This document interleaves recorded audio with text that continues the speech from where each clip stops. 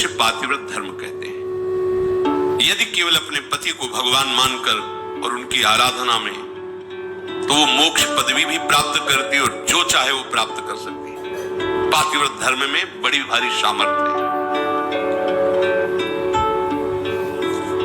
सच्चाई की परीक्षा तो तभी होती है जब विपत्ति आती है। तुम धैर्यवान हो, तुम धर्मात्मा हो, तुम हमारे मित्र हो या तुम हमारे अर्धांगिनी हो, इसका परिचय तो तभी मिलता है जब विपत्ति हो।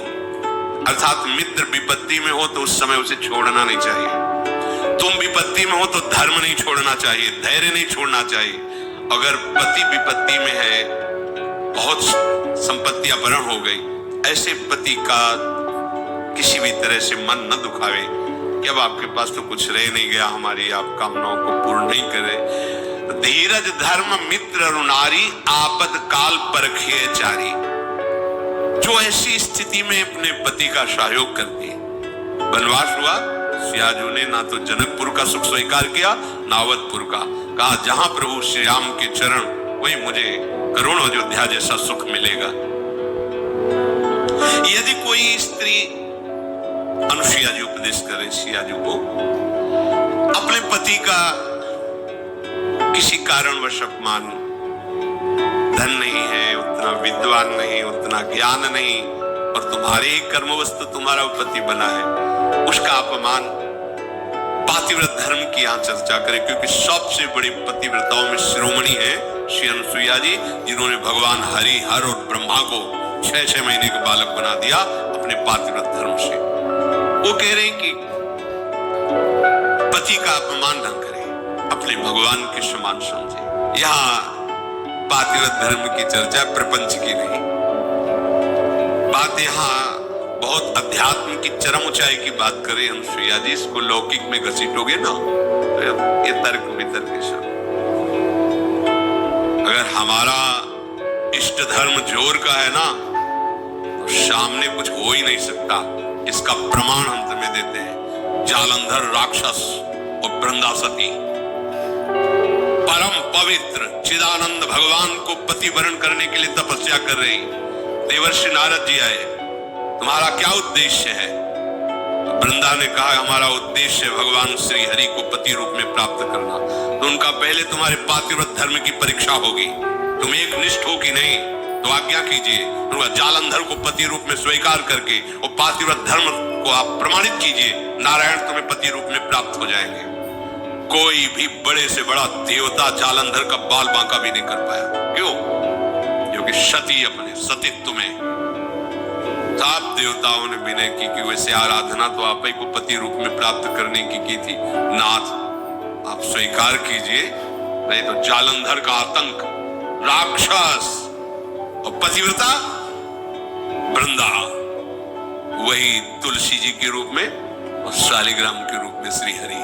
आज भी उनको ब्याह किया जाता है, पूजन किया जाता है, तुलसी जी चढ़ाई जाती। जब हम किसी को इष्ट मान लेते हैं तो उसमें दोष दृष्टि नहीं होती, और जब हमें प्यार होता है ना, तो उसका दोष भी गुण ही नजर आता है। और सच्ची बात है कि सबके हृदय में भगवान बैठे। यदि हमारी निष्ठा है तो तुम हिल नहीं सकते, हमारी निष्ठा के विपरीत नहीं चल सकते। जब भगवान नहीं चल पाते तो तुम तो इंसान हो। ये था नाम प्रपद्यन्ते तास्ते, मेरे लाला बनकर घुटने के बल हमारे आंगन में चलो तो अनंत ब्रह्मांडों का पिता घुटनों के बल चल रहा नंद बाबा के आंगन में या महाराज दशरथ जी के आंगन। मंगल भवन अमंगल हारी, द्रवहुषु दशरथ अजीर बिहारी। दशरथ जी के आंगन में विचरने वाले, कैसी लीला! अनंत ब्रह्मांडों का पिता बालक बन करके जब वो बन सकता है तो तुम्हारे निष्ठा और पातिव्रत धर्म में वैसे ही चलेगा जैसे तुम विचार करोगे, क्योंकि तुम्हारा पातिव्रत धर्म पवित्र। हमारा क्या होता है कि हम दूसरों के तो दोष फटाक से बोल देंगे। बैक में आप दृष्टि घुमाओ अपने ऊपर, तब लगेगा वो तो कम है। अगर हमारी बात खुल जाए बहुत ही हम गलत हैं। संत सदैव सत्य स्वभाव वाले साधक उपासक बाहर नहीं देखते, अपने अंदर देखते हैं। अपने दोषों को मिटा दो तो बाहर केवल भगवान ही है, दूसरा कोई है ही नहीं। श्री अनुसुईया जी बड़ा सुंदर गृहस्थी में स्त्री शरीर पुरुष शरीर धारण की, इनको भगवत प्राप्ति का सहज उपाय बताया और यह ऐसी सामर्थ्य। इसीलिए स्त्री के लिए एक सुदृढ़ भगवत प्राप्ति का मार्ग है, जो घर परिवार में रह रही अपने पति में भगवान की भावना करना। मेरे पति ही मेरे भगवान हैं, ऐसी भावना से आठों पहर उनकी आज्ञा में रहना। जैसे कोई प्रश्न कर सकता है कि अगर पति ही दुराचारी हो तो शास्त्रों में वर्णन किया गया है कि आप अपने भाव रखिए और फिर विधान जैसा होगा अपने आप दूरी बना दे, क्योंकि आप और आपके पति के बीच में भगवान का भाव है ना, वो संभाल लेंगे, वो आपको बचा लेंगे, वो आपको दूर कर देंगे। ऐसा भी हो सकता है। अलग अलग मायाकृत रूप है और आंतरिक भाव में जाएंगे जब विचार पे, तो आपके ही कर्म का फल भुगताने के लिए ऐसा स्वभाव वाला पति दिया गया है, ऐसी भावना। तो हमारे कर्म निश्चित अपने कर्म के प्रभाव से ही पति का वर्ण होता है। जैसे हमारे कर्म गायत्री के अनुष्ठान के द्वारा गायत्री जी को प्रसन्न करके जो कन्या प्रकट की थी, उनका नाम सावित्री जी हुआ था। बहुत ही तेजस्विनी राजकुमारी थी। जब वर वरण की बात आई तो उनके पिता ने आदेश किया कि तुम स्वयं घूमो मृत्यु लोक में और जो तुम्हें वर पसंद आएगा उसके साथ प्यार कर दे। इतना प्यार करते थे और वो गायत्री जी की कृपा से प्रकट हुई थी, इसलिए उनका नाम सावित्री। बड़ी तेजोमयी कांति, अद्भुत ज्ञान, मंत्री और विशाल सेना साथ और राजकुमारी वर वरण के लिए। स्वयं तुम देखो, बहुत राजकुमारों को देखा, मन में ही नहीं आया। जंगल से गुजर रही थी, देखा एक लकड़हारा लकड़ी काट रहा है, दृष्टि गई, देखते ही लगा ये मेरे प्राणपति। रुक गई। मंत्री से कहा आदर से इनको नीचे उतारो। वो तो क्या अपराध बन गया, सैनिक घेरे हुए हैं, राजमंत्री। हाथ जोड़कर राजकुमारी ने कहा मैं आपको पति रूप में वरण करते। तो उनका नेत्र हैं आपके, आप देख पा रहे हैं मैं कौन हूं। लकड़ी काट के बेचता हूं और अपने माता पिता की सेवा करता हूं। मेरे पास रहने का ठिकाना नहीं, खाने का। वो आपका राज वैभव का प्रभु, मैं राज वैभव को पति नहीं बना रहे हूं, आपको पति रूप से वरण। मेरा मन मान गया है, मेरा मन राजी हो गया है आपको देख के, आपके सौंदर्य को, आपके गुण को, आपके घर को, आपके वैभव को देखकर मैं पति नहीं बना रही, मेरा मन मान गया है। आपके माता पिता कहाँ है? बोले जंगल में एक झोपड़ी में विराजमान। ठीक है, मंत्री से कहा ये स्वीकृत है, पूरी जानकारी ली, वापस लौट। जब वापस गए तो वहां बैठे हुए थे देवर्षि नारद जी। आओ बेटी। राजा ने कहा वर वरण किया? हाँ। मंत्री ने पूरी बात बताई। देवर्षि नारद जी ने कहा नहीं नहीं नहीं, गलत हो गया। तो बोले आप यही देख के तो कह रहे होंगे ना कि घर नहीं है, संपत्ति नहीं है, तुम राजकुमारी हो, कैसे निर्वाह होगा? ये सब मैं जान रही हूं, नहीं है उनके पास। वो ज्यादा दिन जीवित नहीं रहेंगे, 1 वर्ष में उनकी मृत्यु का योग है, वो मर जाएंगे। बहुत है, ये देखो निष्ठा देखो, बहुत है 1 वर्ष। अगर मैं एक दिन भी उनके नाम का सुहाग भरने को पा गई तो आज जीवन निर्वाह कर जाऊंगी उनके लिए।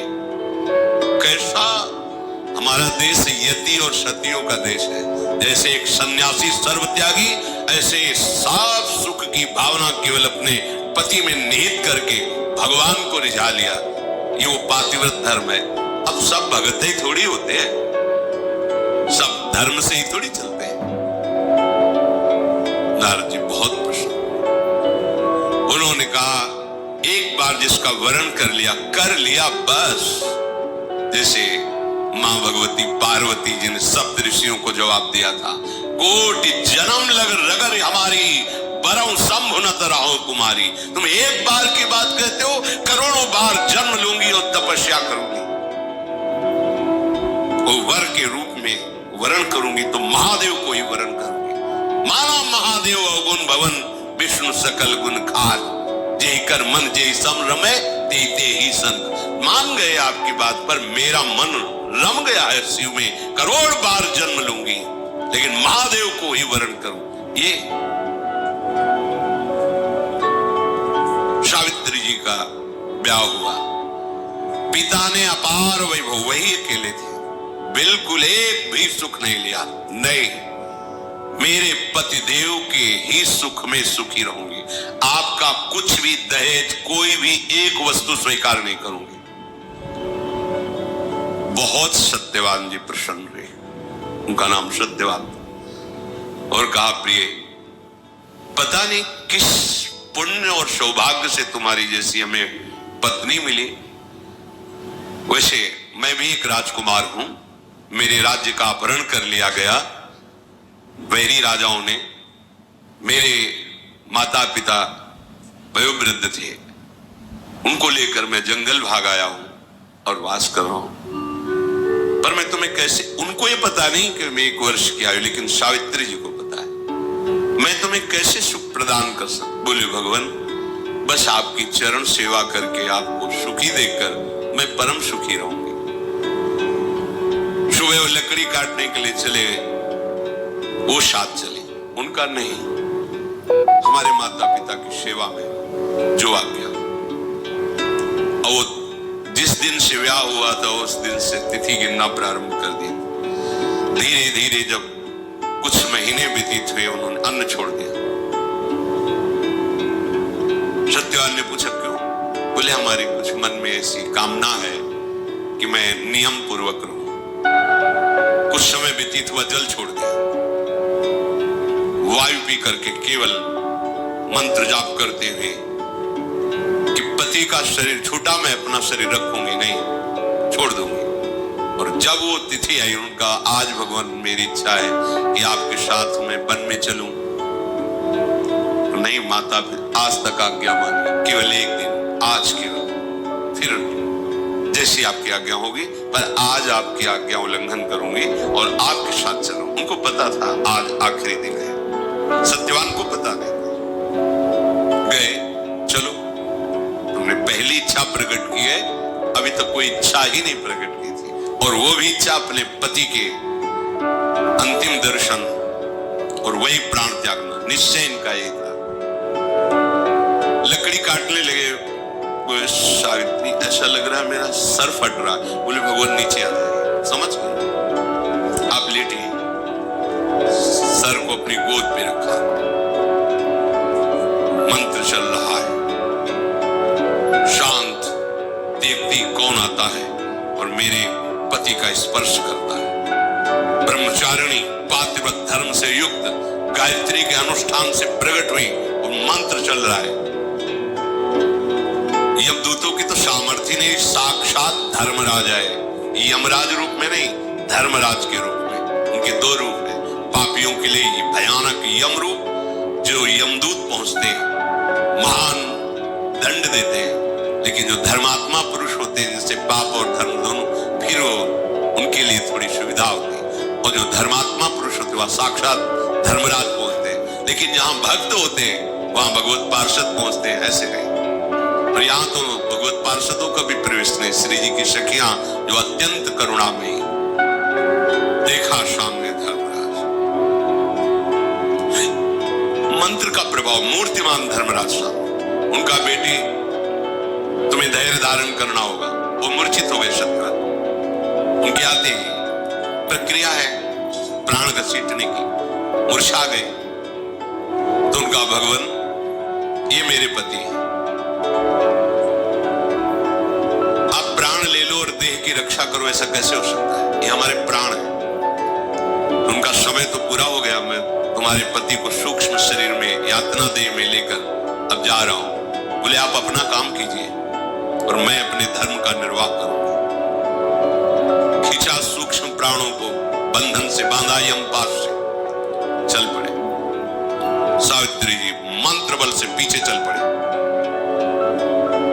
कंकन किंकिनी की झनकार तो पीछे मुड़ के, उनका बेटी असंभव है, मृत्यु होने के बाद जीव को अपने कर्मों का फल भोगना ही पड़ता है, वो किसी का साथ निर्वाह नहीं कर सकता। तुम वापस चली जाओ। उनका आप अपने कर्तव्य का पालन करें, हम अपने कर्तव्य का पालन करें। आगे बढ़े, पीछे का तुम्हारे पति प्रेम को देख करके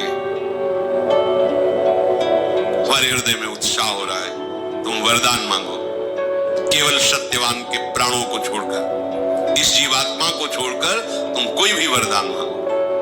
उनका सुना है हमारे सास ससुर राजा थे, उनका राज्य वैभव उनको पुनः प्राप्त हो जाए, उनके नेत्रों की ज्योति प्रकट हो जाए, ऐसी हमारी इच्छा है।